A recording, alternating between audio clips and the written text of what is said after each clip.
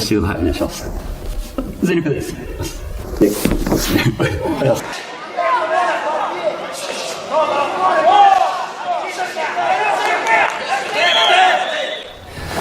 こんにちは、空手家工芸です。今回は誰でもすぐにパンチ力が強くなるシリーズをお届けしたいと思います。今回の方法はパンチの時に生み出される全身の力を無駄なく相手に全て伝えられるようになる体の使い方です。関節の角度が何度の時に人間の出力する力が最も強くなるのかなど、科学的に証明されている具体的な角度と強くなる理由をお伝えしていきたいと思います。理解すれば誰にでもすぐにできる方法なので、パンチ力を強くしたいという方はぜひ参考にしてみてください。ちなみに以前、こちらの動画でアシステッドトレーニングという方法を使って一瞬で同情生のパンチ力を上げたりもしているので、今回の方法と合わせれば効果を倍増するので、具体的にどうすれば一瞬でパンチ力が上がるのか、興味のある方はこちらを参考にしてみてください。このチャンネルは極真空手世界大会を3連覇した高傑の過去の試合動画や誰でもすぐに再現可能な技術解説など、見れば 100% 強くなる動画を毎週金曜投稿していますので、最新の理論や技術を見逃したくない方はぜひチャンネル登録をお願いします。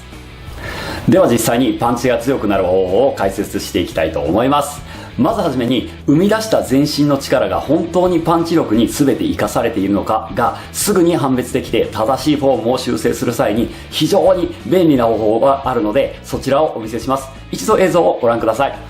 どうぞ。ちょっとじゃあお願いします。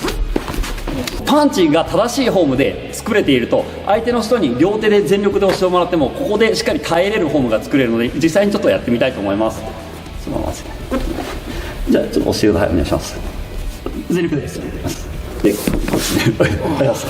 こういう形でしっかり角度が取れていると、それほど力を入れなくても筋力、骨とかで支えれるので、これちょっとでもずれてしまうと、ちょっと押してもらっていいですか。勢い押し合いになってしまって後ろに抜けてしまうんですが、これしっかり角度だけ揃えてやって、押してもらっていいですか。こうするとこれ喋りながらでも耐えれたりします。ありがとうございます。でこれで何が違うかというと、もう一回ちょっといいですか。これ強いパンチが当たった場所だと思って構えているのに、押された時にちょっと押してもらっていいですか。こう後ろにこうやって抜けてしまう押し合いになってこっちに押されてしまうっていう場合は、パンチを例えばそこで強く打ったとしても、ここで衝撃を後ろに逃がしてしまう形になってしまうので、せっかく100の力を使ってパンチを打ってもドーンって当たった瞬間に押された力と同じぐらいしか相手に伝わらなくなってしまいます。なのでここで打った時に押されても全く動かない形であれば、自分の100の力を相手に伝えることができるので、こちらの角度がかなり大切になってきます。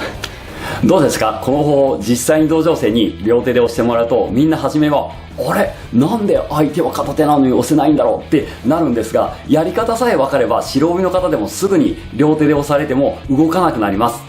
ちなみにパンチ力を強くするために今回お伝えする内容は、こちら。足を生かすつま先と膝の向き、最強の関節角度肘、最強の関節角度脊椎、絶対に押されなくなる肩甲骨の状態、最も落ちやすいインパクトの間違い。この5つのポイントさえ理解できれば、今日から道場でちょっと両手で押してみてって相手があれ全然動かないとかできちゃうようになりますので、やってみたい方はぜひ最後までご覧ください。では早速超重要な1つ目のポイント、足を生かすつま先と膝の向きです。人間の全身の筋肉の中で下半身が占める割合ってご存知ですか。人間の筋肉のなんと 70% が下半身に集中しており、パンチは足で打つという言葉通り、足の力を使わないと威力のあるパンチは打てません。特に全身の中でずば抜けて大きい大腿四頭筋や大臀筋という太ももやお尻の筋肉も、正しいつま先と膝の向きを知らないと、それらの筋肉の力をパンチに使えなくなってしまいます。合わせるのは簡単なのに超大切なつま先と膝の向きの解説を一度こちらご覧ください。どうぞ。この時大切なのが後ろ足の向きで、この時後ろ足のつま先と膝の向きをパンチの方に揃えるっていうのがかなり重要になってきます。これ例えばですが、膝とつま先を外に開いてやると、これ膝を曲げた時に後ろ足を伸ばすと頭はこちら斜め上にいきます。でこれ膝とつま先を例えばグーンと返してこちらに向けると、体はこちらの方に向かいます。基本的につま先と膝の方向に足を伸ばすと体がついていくので、パンチの方につま先と膝を向けてあげると、これ実際にパンチの方向に体が勝手に動いてくれるので、こちらパンチを当てた時に向きを揃えておくと足を伸ばした力が自然とここパンチの方につながります。これができていないと足の力がパンチの方に伝わらないので、これ押された時に足のベクトルこっちとかこっちでは押し合いの時に負けてしまうので、つま先と膝の向きをパンチの方に揃える、これかなり大切になってきます。どうでしたか？動画内で1点解説を忘れてしまっているのですが、右足はかかとを浮かし、このような形で起こしてください。浮かす角度に関しては攻撃する間合いによって変わるのですが、動画内で行っていたように足を伸ばす力を使った時に自然にこの攻撃目標に自分の拳が足を伸ばしたら勝手にこう向かう角度になるようにつま先の角度を合わせてみてください。今回は結局全てのポイントが超重要になってしまうのですが、2つ目の超重要ポイントが最強の関節角度、肘です。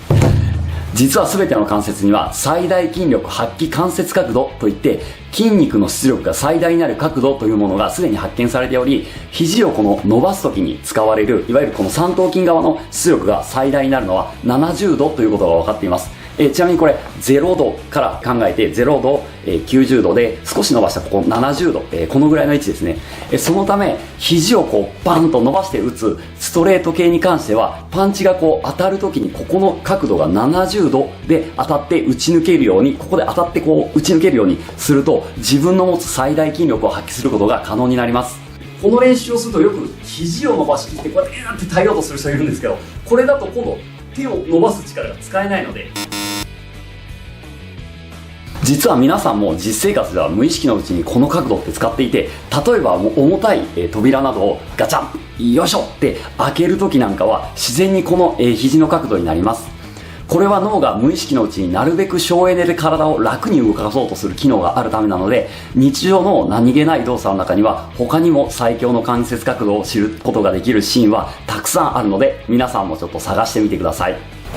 超重要ポイント、3つ目、最強の関節角度、脊椎です。肘と同じように脊椎にも適切な角度があり、腸腰筋などの腹筋群が最大の出力を発揮してくれる角度があるんです。ちなみに脊椎の角度が仙椎に対して21度になるときなんですが、21度そんなの分からんやんってなりますよね。僕も初めはなりましたが、実は勝手に適切な角度になる方法があるんです。それは息を吐きながらこのお腹をシュッって叩くだけです。以前打たれ強くなる方法をご紹介したこちらの動画で詳しく説明していますが、息を吐きながら腹筋を意識的に締めるだけで腹筋群や肋間筋などを締めた強い角度になるので、それを注意して行ってみてください。ちなみに今回ご紹介している最強の関節角度や次に出てくる肩甲骨の向きの重要性については、こちら僕の動画内でたびたびご紹介しているドクター F シリーズの書籍や DVD の中で医学的な根拠に基づいて分かりやすく紹介されています。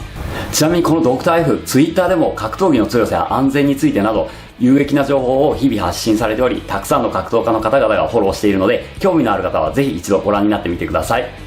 さて本題の続き、超重要ポイント4つ目、絶対に押されなくなる肩甲骨の状態です。パンチを打つ時に肩甲骨の使い方が大切っていうのを聞いたことがある方は多いと思いますが、じゃあどう使うのという問いに明確に答えられる人はあまり多くありません。今回は1分もあれば誰でもわかる肩甲骨の使い方を解説していこうと思います。基本的にパンチを打つ時は腰を切ることでパンチの打つ側の肩が前に来るようにするのですが、この時体を返してくるこの角度よりも肩甲骨の向きがどうなっているのかがめちゃくちゃ大切なんです。肩甲骨の構造はこちらのようになっていて、その先に上腕骨がつながっているのですが、見てもらうと分かる通り上腕骨は肩甲骨の皿の上に乗っかっているだけのような状態なんです。なので例えば腰を切らずにこうパンチを打ってしまうと、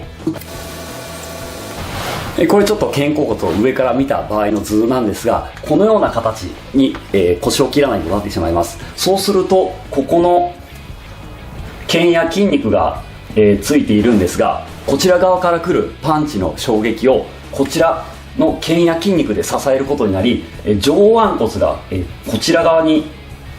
抜けていかないように筋肉や腱のみで支えなくてはいけなくなってしまいます。するともしパンチの威力が腱と筋肉の力を超えるようになってしまうと、こちら側に脱臼してしまいます。押された時も肩周辺の筋力を超える以上の力で、押された場合にこちらパンチを支えることができなくなってしまうんです。そこで体をこう切ることで肩甲骨の向きを変えるのですが、腰を切ってこのように肩甲骨の向きをこうしてあげると、パンチの衝撃は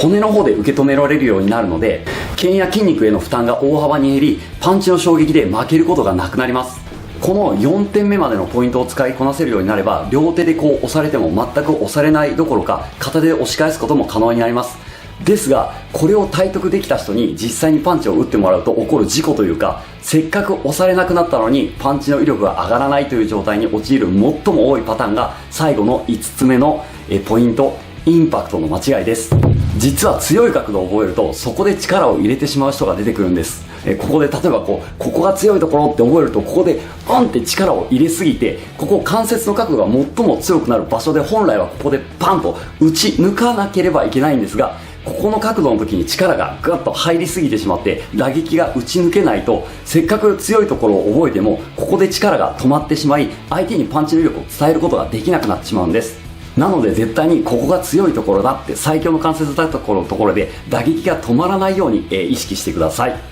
以上5つのポイントさえ使いこなせれば、今日から両手を使って押されても平気な顔で押し返せる人になれて、パンチ力も確実に上がります。ぜひ参考にしてみてください。次回はなんと格闘王前田明さんとの対談の模様をお届けします。前田さんが引退試合で霊長類最強と言われたアレクサンダー・カリンと戦った時は、僕は思春期真っ只中の高校生で、当時の僕が受けた衝撃が本当にものすごいものでした。そんな前田さんに直接お会いさせていただき、想像以上に人として大きく、そして優しい方で、一人の人間として大きな影響をいただきました。その模様は来週金曜にお届けします。前半は前田さんのチャンネルで、後半は僕のチャンネルでお届けしますので、見逃したくない方はぜひ前田さんのチャンネルも登録して来週の投稿をお待ちください。今日も YouTube を最後まで見ていただきありがとうございます。これからも 100% 強くなるために役立つ動画を更新していきますので、もし動画の内容が良かったらいいねボタンとチャンネル登録して、極真空手世界王者高傑の YouTube 道場で一緒に強くなりましょう。おっす。